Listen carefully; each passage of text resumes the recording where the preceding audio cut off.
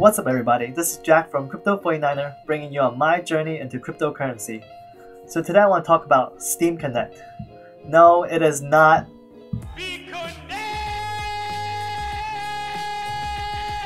Steemconnect is really for people to have Steemit accounts.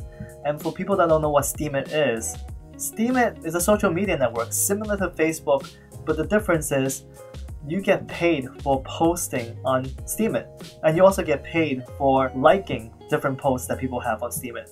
That's the basic idea of Steemit.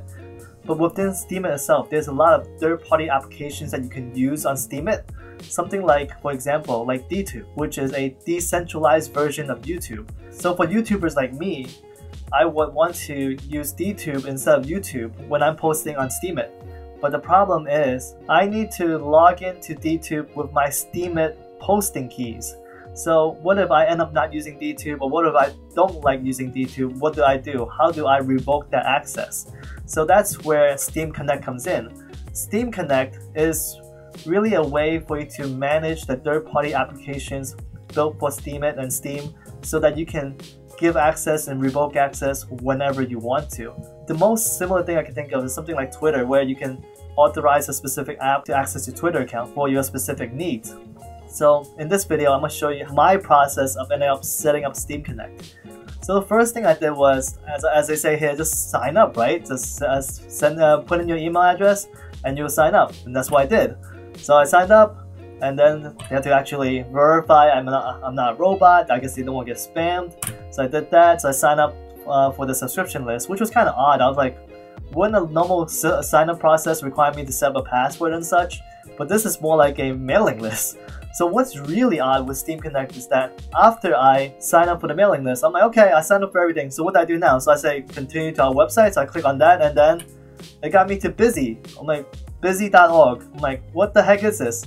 To me, offhand, it looks similar to something like Steemit. It just looks like another Steemit site, right? I have no idea what it is, and I'm like, I thought I was trying to log into Steemconnect. How did it get me to busy.org? No, it made no sense, and I had to do some research. Eventually, I found out that there's actually a login for Steemconnect that didn't require me to sign up to the mailing list. In fact, I don't even know if that mailing list does anything. Maybe the mailing list works for new users that don't have any Steemit accounts at all, but I can't really tell because in my case, I wanted to use Steemconnect because I have a Steemit account. So that whole setup that they have in the main screen, it just, I don't know. I mean, I think they definitely need to make some improvements on that. So anyway, I eventually found a login link on Steemit actually. Steemit had one of these articles about setting up Steemconnect, and I found a login link at least, and I'm like, okay, so this is a login link you're supposed to use. This was V2, version 2, because there's actually a version 1 of Steemconnect. I think from what I was reading about, Steemconnect was created by a third party, but then the Steem team actually incorporated it into their platform. So that's the version 2. So you have to use this link, v2.steemconnect.com/login. And then with this login, you have to log in with your Steemit account using either your memo, posting key, or master password. And then I was like, what the heck is all this stuff? Which one is which? What should I use? I have no idea.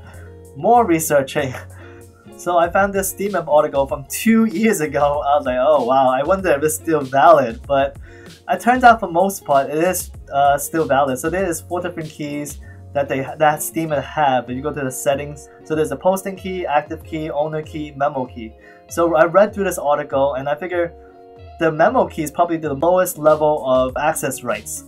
Because according to this article anyway, the memo key, they didn't even set it up yet at the time that they wrote this article on Steemit.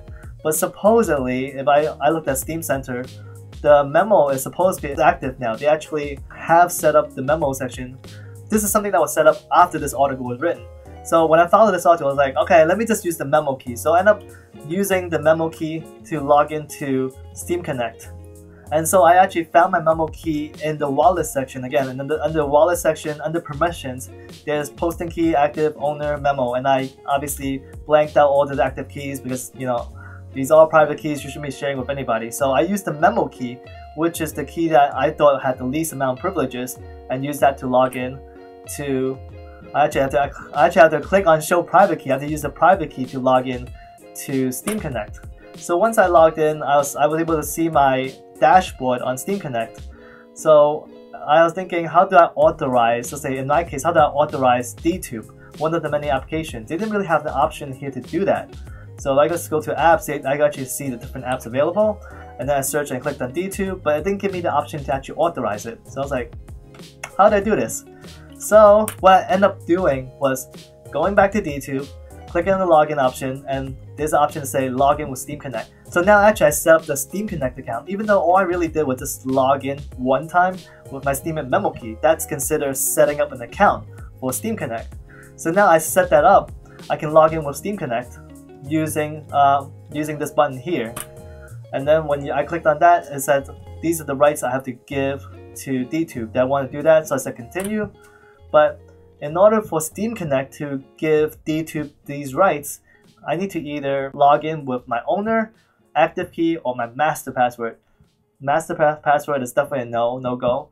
So and then I have to read and research the rest of the keys. Again, I read through it. So it seems like there's so much rights involved. I think a lot of different posts I read online anyway, they say, oh, just give your private posting key at most, don't give anything else. But it seems like in this case, I think the active key is the one that has the least amount of rights, not as much as the owner key and not as much as the master password. So I end up having to use the active key to log into Steemconnect.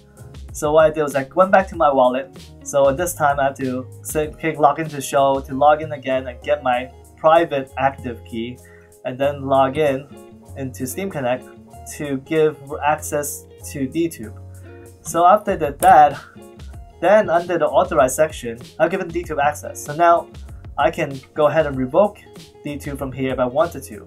But obviously I don't want to. But this is pretty much the whole entire setup process. Set up Steemconnect to use with DTube. And now I'm able to post on DTube without actually having given DTube any of my Steemit keys. So that's pretty much my video for today. I'd say Steemit is a pretty good platform, but it's something like Steemconnect still needs a little bit of work, just because, I mean, if I didn't do the research I had to do to figure out how to even get access to it, I would never be able to. If all I did was just say, sign up for the mailing list and end up on busy.org, and on the busy.org site, I would have no idea what I was doing, and I probably would just not even set up my Steemconnect account. So this is something that they could definitely do a little bit more work on. But at the same time, I feel like the community overall, everyone on Steemit really do put a lot of information about this stuff. So it's not that hard to find this information. So it's really just a matter of doing a little bit of research. But anyway guys, that's my video for today. Let me know what you guys think. Smash the like button for me if you can. If it isn't crypto, it isn't worth mining, it isn't worth speculating. I'll see you guys tomorrow. Peace out.